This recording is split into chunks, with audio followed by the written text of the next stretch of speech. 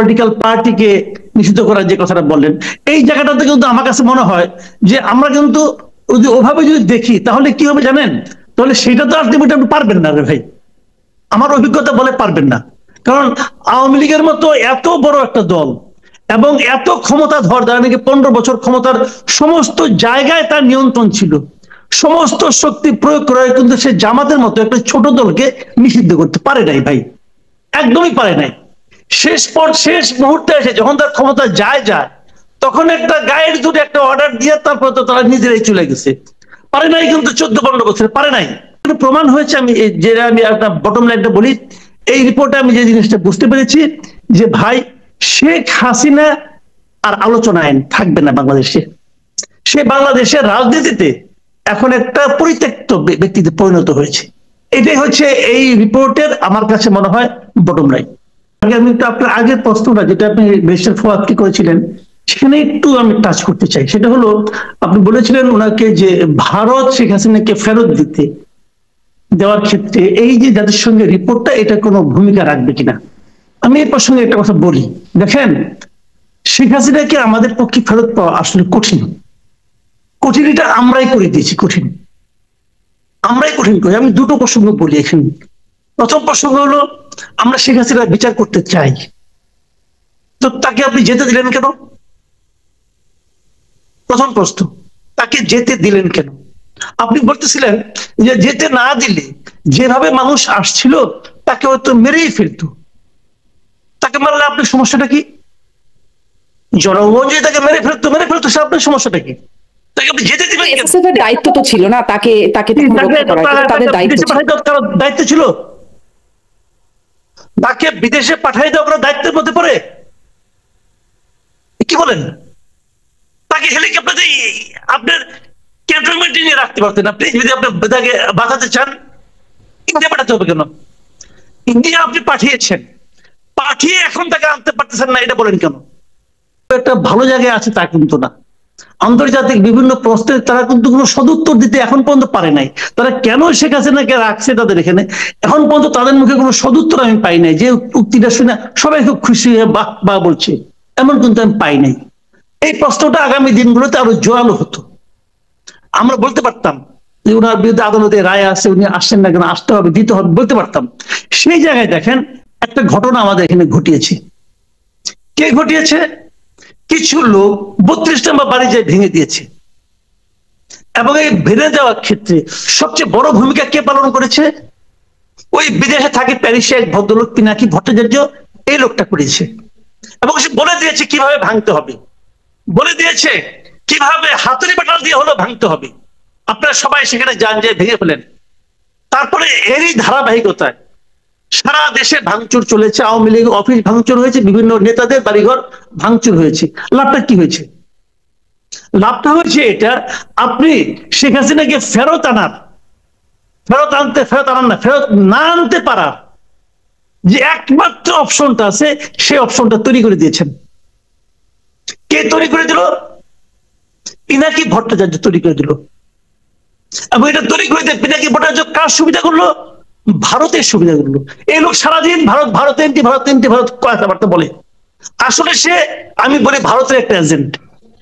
সে আমাদের এখানে সবসময় একটা আওলা লাগাইয়া আমাদের দেশটাকে অস্থিতিশীল করার জন্য সবসময় সে নানা রকম ফন্দি ফিকির করে এবং উত্তেজনকর বক্তব্য ছাড়ে।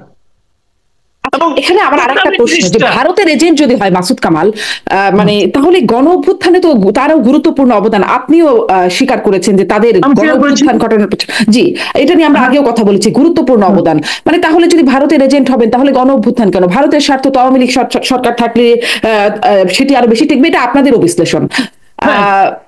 তাহলে আসলে উদ্দেশ্য কি? তখনকার উদ্দেশ্য কি আর এখনকার উদ্দেশ্য কি? এখন শুনেন, একটা জিনিস হলো কি, ডিপ এজেন্ট বলতে একটা কথা আছে।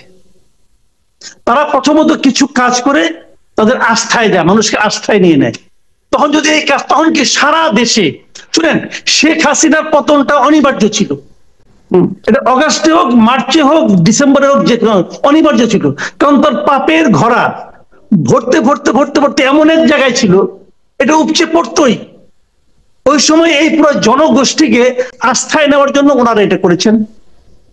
করার পর এখন ওনারা আসল কাজটা করছেন, শুনেন, বাংলাদেশের অস্থিতিশীলতা এটা কার জন্য ভালো? বাংলাদেশে এমন কোন আইন শৃঙ্খলা আছে ঘোষণা দেয় অমুক বাড়ি কালকে বুলডোজার নিয়ে গুড়িয়ে দেওয়া হবে, এটা কি আইনের মধ্যে পড়ে? ল এন্ড অর্ডারের কোন সংজ্ঞা এটা ফেলানো যাবে না। সিটি কর্পোরেশন বুলডোজার সাপ্লাই করে, ভেঙে দেওয়া হয়, পরের দিন আবার চিফ অ্যাডভাইজার বলে এটা সহ্য করা হবে না, বলে না কি এটা চিফ অ্যাডভাইজার সহ্য করা হবে না। তা সহ্য করার মধ্যে সহ্য করলেন কেন? আপনি সহ্য করলেন, আপনি রেসপন্স আগের দিন দিলেন না কেন? যখন তারা ঘোষণা দিল, ওই মুহূর্তে যে ঘোষণা দিল তাকে আপনি ধরলেন না কেন? ওই মুহূর্তে ঘোষণা তো পিনাকি ভট্টাচার্য দিছে। পিনাকি ভট্টাচার্যের সঙ্গে সরকারের গুরুত্বপূর্ণ ব্যক্তিদের টেলিফোন আলাপ হয় না? পিনাকি যেভাবে চলে দেশ, আমি তো মাঝে মাঝে সন্দেহ করি দেশকে চালাচ্ছে, ওই বিদেশে অবস্থান তো ওই লোক চালাচ্ছে না, আমাদের গভর্নমেন্ট একটা আছে, আমি এই সন্দেহ করি। সে যেভাবে চাচ্ছে এই সবটা সেভাবে তাকে সুযোগ করে দিচ্ছে। যখন সে বললো পিরিয়ড আর দরকার নেই, থামো এখন, তখন সরকার উগ্র হয়ে গেল, শক্ত হয়ে গেল, না আর করা যাবে না।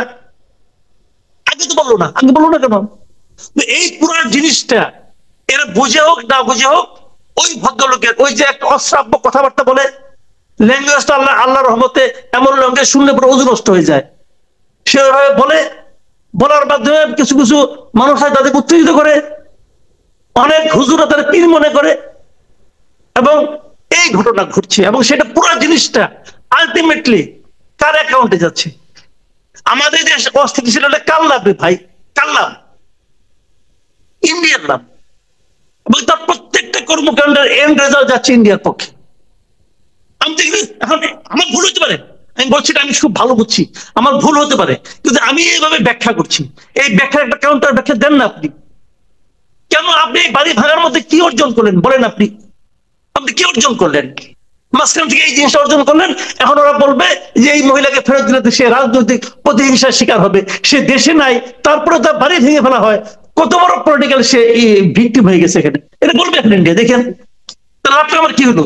আমার তো দরকার শেখ হাসিনাকে। আমার আপনি বাড়ি ভাঙবেন, সরকার যে কোনো সময় ভাঙতে পারতো, এই বাড়ি থেকে আগামীকালকে এসে নাকি উঠতে পারতো, সরকার যে কোনো সময় ভাঙতে পারতো। এখন কেন যখন তাকে নিয়ে আসার আমার প্রয়োজন তখন কেন এই সুযোগটা কে করে দিল? এটা একটা ভয়ঙ্কর, আমরা বলি আমি দেশ একটা ভয়ঙ্কর ষড়যন্ত্রের মধ্যে আছে, এবং এটা মানে কি বলবো, এটা কেন এই ষড়যন্ত্রের সবাই মাথা গোলাচ্ছে আমি জানি না। জি, আমাদের দেশকে বলেন, শেষ করুন কামাল, আপনার কাছ থেকে একটু শুনি। দেখেন এই কাজটা যে ভালো হয় নাই সেটা তো প্রধান উপদেষ্টা একদিনে 2 বার বিবৃতি দিয়ে বলেছে। সে তো একদিনে 2 বার বিবৃতি দিয়েছে, পরের দিন 2 বার। আর ফওয়াদ সাহেব যে কথাটা বলেন, ফওয়াদ ভাই কথা খুবই একমত যে উস্কানি কিন্তু দিয়েছে শেখ হাসিনা, আমি এটা সঙ্গে একমত। কিন্তু শেখ হাসিনা এখন যে বক্তৃতাটা দিল, সে যে মানে অনলাইনে আসলো, উস্কানি দেবার আগেই কিন্তু ভাঙচুরটা শুরু হয়ে গিয়েছিল। উস্কানি ঘোষণা আগে আসছে, ভাষণের ঘোষণা, ভাঙচুরের ঘোষণা আগে আসছে, উস্কানির ঘোষণাও আগে আসছে, ভাঙচুরের ঘোষণাও আগে আসছে। ভাঙচুরের ঘোষণার ব্যাপারে এটা নিয়ে আপনার সোশ্যাল মিডিয়ায় বলা হয়েছে, পিনাকি সাহেব ওখান থেকে উস্কানি দিয়েছেন ভাঙচুর করার জন্য, প্ররোচনা দিয়েছেন। আমার কথা হলো শেখ হাসিনা উস্কানি দিয়েছে, শেখ হাসিনা কি আমার আয়ত্তের মধ্যে আছে, নিয়ন্ত্রণের মধ্যে আছে?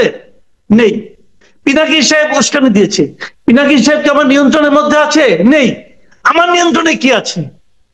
আমার নিয়ন্ত্রণে আছে ধানমন্ডি এলাকাটা। আমি কেন সেটা হতে দেব? আমি কি সেটা হওয়ার জন্য, এই রাষ্ট্র বিচার আইন এটা তো লিগালি চলবে, সেই লিগালি আমার গভর্নমেন্ট কি করেছে? কিচ্ছু করেনি, চুপচাপ বসে থাকছে। এবং বসে থেকে প্রভোকেশনের কারণে এটা একটা লিগ্যাল কাজ হয়ে যায়। দিয়েছে, সেই বিবৃতিটা দেওয়ার পর তার মনে হয়েছে এটা বিবৃতি তো ঠিক হলো না, তার ঠিক 4-5 ঘন্টা পরে আরেকটা বিবৃতি, ওই দিন রাত্রে 1টার সময় বিবৃতি দিয়েছে একটা, আমি একদম হিসাব করে দেখছি, 1টা 3 মিনিটের বিবৃতিটা পেয়েছি। অত রাতে বিবৃতি দিতে হলো কেন? বুঝতে পারছি ওটা ঠিক হয়নি। এই বিবৃতিটা সারা দুনিয়াকে খাওয়ানো যাবে না, এবং সারা দুনিয়াকে আজকেও খাওয়ানো যায়নি। গভর্নমেন্ট আমি মনে করি যেটা বললেন যে প্রপাগান্ডা অনেকে শেখ হাসিনার ট্র্যাপে পড়েছে, আমি তো মনে করি যে গভর্নমেন্ট হিমসেলফ ট্র্যাপে পড়েছে। ক্ষতি হয়েছে কার? দেখেন ক্ষতি হয়েছে বাড়িটার ক্ষতি হয় না, বাড়ি ভাই একটা স্থাবর সম্পত্তি, যে কোনো সময় আবার উঠবে। ঠিক আছে? শেখ হাসিনা সে তো হাজার হাজার অপরাধ করছে, কিন্তু বুঝাই গেল আজকে। তাকে বিচারের মুখে আনলে তার কি পরিণতি হবে এটা বুঝতে আমার কোনো কষ্ট হচ্ছে না, এবং এটাই হওয়া উচিত। এটা নিয়ে আমার কোনো আপত্তি নাই। ক্ষতি হয়েছে ডক্টর ইউনূসের, ক্ষতি হয়েছে ডক্টর ইউনূসের ইমেজের, ক্ষতি হয়েছে ওনার গভর্নমেন্টের যে ইমেজ ইন্টারন্যাশনাল ছিল সেটা। কার লাভ? এটা হলে কার লাভ? আমার লাভ না, আমার লস। বেশার ফুয়াদের লস। লাভ কার? লাভ ইন্ডিয়ার। আর লাভ কার? ইন্ডিয়ার যারা চর আছে তাদের, যারা এজেন্ট আছে, ডিপ এজেন্ট তাদের। জি, আমার মানে এরকম উস্কানি আসতে থাকতে পারে এবং এরকম আরো ভাঙচুর চলতে পারে, সামনে অস্থিরতা আরো চলতে পারে।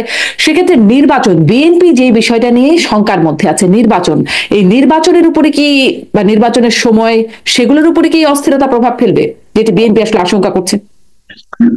নির্বাচনের উপরে আসলে অনেক কিছু প্রভাব ফেলবে। দেখেন, নির্বাচন নিয়ে এখন পর্যন্ত কিছু কথা আলোচনা হচ্ছেই না। সেগুলি কিন্তু আর কয়দিন যখন নির্বাচনে একটা রোডম্যাপ ঘোষণা করা হবে এবং তফসিল ঘোষণা করা হবে, তখনই কিন্তু মানুষ ওই জিনিসটা জানতে চাইবে যে ওইগুলি কি। সেটা কি জানেন? প্রথম যে প্রশ্নটা উঠবে সেই প্রশ্নটা হলো, এই সরকার কি নির্বাচনের সময় নিরপেক্ষ থাকতে পারবে? যে ইঙ্গিতটা মির্জা ফখরুল ইসলাম আলমগীর কিন্তু আরো প্রায় কয়েকদিন আগেই দিয়েছিলেন। একটা সাক্ষাৎকার উনি বলেছিলেন যে যদি তার নিরপেক্ষতার রক্ষা করতে না পারে তাহলে নতুন সরকারের প্রয়োজন হবে নির্বাচনের জন্য। এবং এটা এখন ইতিমধ্যে ভ্যালিড কোশ্চেন হিসাবে আমি মনে করি আসতে শুরু করেছে। আমি একটা এক্সাম্পল দিয়ে বলি যে এখন এটা স্পষ্ট হয়ে গেছে আর দু একদিনের মধ্যে ছাত্রদের একটা রাজনৈতিক দল হতে যাচ্ছে। এবং এটাও স্পষ্ট যে প্রধান উপদেষ্টা ডক্টর মোহাম্মদ ইউনূস উনি ফিনান্সিয়াল টাইমসকে যে পডকাস্টে যে ইন্টারভিউটা দিয়েছিলেন সেখানে উনি স্পষ্ট করেই বলেছেন যে ছাত্রদের এই রাজনৈতিক দল করার ব্যাপারে ওনার একটা আগ্রহ আছে, উৎসাহ আছে। উনি বরং এদেরকে উৎসাহ দিয়েছেন যে তোমরা একটা রাজনৈতিক দল করো। কেন দিলেন উৎসাহ?